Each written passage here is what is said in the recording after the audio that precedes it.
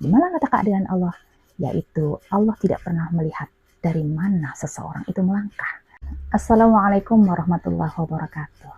Apa kabarnya teman-teman semua? Semoga Allah selalu memberikan teman-teman semuanya rezeki yang berlimpah, perlindungan dan penjagaan. Amin Allahumma amin. Teman-teman semuanya, di video kali ini aku ingin berbagi mengenai apa itu proses dalam hidup dan bagaimana kita menyikapi proses yang kita hadapi di dalam hidup kita. Baiklah teman-teman, simak videonya sampai selesai. Oke teman-teman semuanya, tentu kita sama-sama mengetahui ya bahwa setiap manusia Allah takdirkan berbeda-beda jalan hidupnya ya. Ada seseorang yang Allah berikan kesuksesan di dunia dengan dimulai dari ibaratnya langkah yang ke-1. Ada juga orang yang lain meraih kesuksesan dia dari langkah yang ke-3. Atau mungkin ada juga orang lain yang sukses dia dimulai dari langkah yang ke-7. Artinya apa? Setiap orang memiliki jalan hidup masing-masing, langkah awal yang berbeda untuk meraih kesuksesannya. Disitulah ya letak keadilan Allah. Di mana letak keadilan Allah? Yaitu Allah tidak pernah melihat dari mana seseorang itu melangkah. Apakah dari langkah yang ke-1, langkah yang ke-3, atau langkah yang ke-7. Karena seseorang meraih kesuksesan atas izin Allah tentunya, terkadang dia bisa juga berdasarkan privilege yang dia dapati. Misal, sebagai contoh, ada seseorang yang bisa meraih sukses dengan pendidikannya. Di usia 30 tahun, dia bisa meraih gelar doktor. Ya, S3 dia raih dengan cepat. Setelah itu, dia langsung menjadi seorang dosen. Dan tak lama kemudian, dia bisa menjadi dosen yang tetap. Dengan segala kemudahan privilege-nya, dia tak lama kemudian menjadi dosen ASN. Apakah ini mungkin? Ya, itu sangatlah mungkin karena privilege. Mungkin orang tersebut berangkat dari langkah yang ke-7. Ya, kalau bisa kita analogikan demikian. Karena dia misal anak seorang rektor. Ya, sehingga dia betul-betul menelusuri jalan yang diraih oleh orang tuanya yang telah sukses terlebih dahulu menjadi seorang rektor. Ilmu praktis yang sudah dilakukan oleh ayahnya sebagai seorang rektor, dia berikan secara privat kepada anaknya. Maka otomatis privilege yang dia dapatkan akan memudahkan langkahnya meraih kesuksesan. Berbeda dengan orang yang lainnya lagi. Mungkin untuk mendapatkan gelar S2 saja, dia menunggu beasiswa yang sangat panjang. Karena dia mungkin dari latar belakang orang tua yang tidak baik keadaan ekonominya. Ya, mungkin boleh dikata misal dari kampung yang desa tertinggal seperti itu. Dia untuk mendapatkan S1 saja susahnya luar biasa.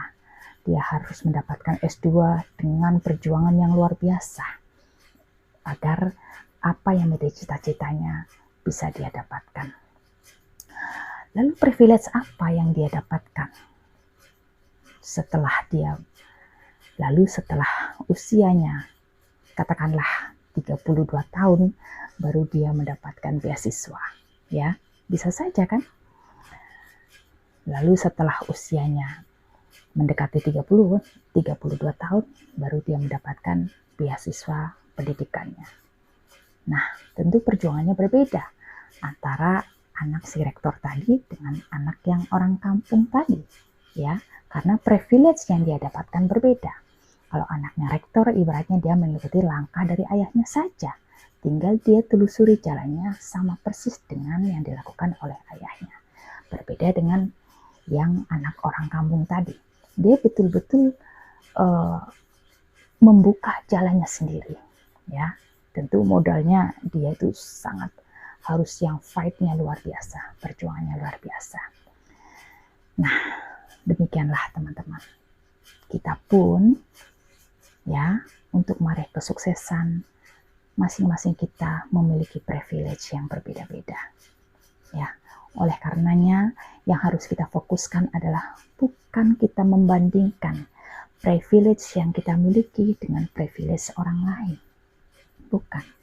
Yang harus kita fokuskan adalah bagaimana kita tetap berpegang teguh bahwa Allah itu Maha Adil. Karena sebaik-baik privilege sebetulnya adalah ya koneksi dia dengan sang pemberi rezeki, yaitu Allah Subhanahu wa Ta'ala. Oleh karenanya teman-teman, jangan pernah kita berputus asa dengan proses yang kita hadapi. Setiap orang menjalani proses takdirnya di hidup ini untuk meraih kesuksesan berbeda-beda. Kita bisa meneladani dari kisahnya para nabi dan rasul, ya.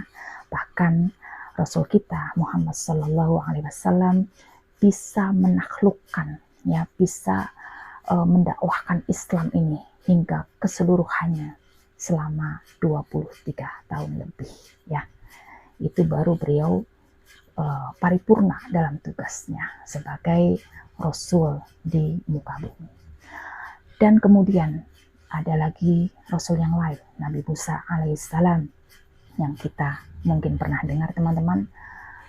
Beliau alaihissalam berdoa kepada Allah agar supaya Fir'aun musuh Allah itu ditenggelamkan saja oleh Allah. Maksudnya dibinasakan, ya, dibinasakan saja karena betul-betul sudah tidak bisa lagi didakwahi. Jarak antara dikabulkannya, ya, doa Nabi Musa dengan doa Nabi Musa itu dipanjatkan adalah 40 tahun. Ya, kita bisa juga belajar dari kisahnya Nabi Ayub alaihissalam, bagaimana setelah sekian lama, ya, Allah berikan kejayaan, ya, keberlimpahan harta, anak yang begitu banyak, ya, keluarga yang harmonis, ya, betul-betul Allah berikan. Lalu Allah takdirkan itu semuanya diambil. Anaknya semua meninggal dalam satu musibah. Hartanya semuanya habis. Ternaknya, rumahnya, semuanya habis. Kebun-kebunnya, ya. Lalu Allah timpakan juga sakit. Berapa lama kemudian dia berproses untuk kembali lagi meraih kejayaan? Kita dapati dalam kisahnya sekitar 7 atau 8 tahun. Ya, itu seorang nabi dengan timpaan ujian yang luar biasa, sakit yang tidak pernah dialami oleh siapapun di muka bumi ini, penyakit kulit, ya. Oleh karenanya kita tidak boleh, ya, berputus asa dengan rahmat Allah.